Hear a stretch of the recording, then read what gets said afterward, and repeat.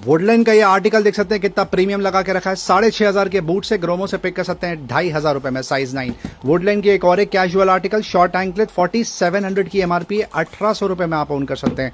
Red chief के बहुत प्यारे कैजुअल आर्टिकल्स है, 3800 की एमआरपी आपको आ जाएगा सिर्फ 1500 रुपए में, साइज 9। और एक वुडलैंड का क्लासी आर्टिकल कलर बहुत स्मार्ट लगा के रखा है, 4100 की एमआरपी है फ्रेंड्स, ग्रोमो से आ जाएगा 1800 रुपए में, साइज 10। रेड चीफ का एक और एक कैजुअल आर्टिकल लोफर 5000 की एमआरपी है, ग्रोमो से आ जाएगा सिर्फ 1800 रुपीज में, साइज 8। स्केचर्स का अल्ट्रालाइट लगा के रखा है, 6500 की एमआरपी आपको आ जाएगा सिर्फ 2600 रुपए में, साइज 10।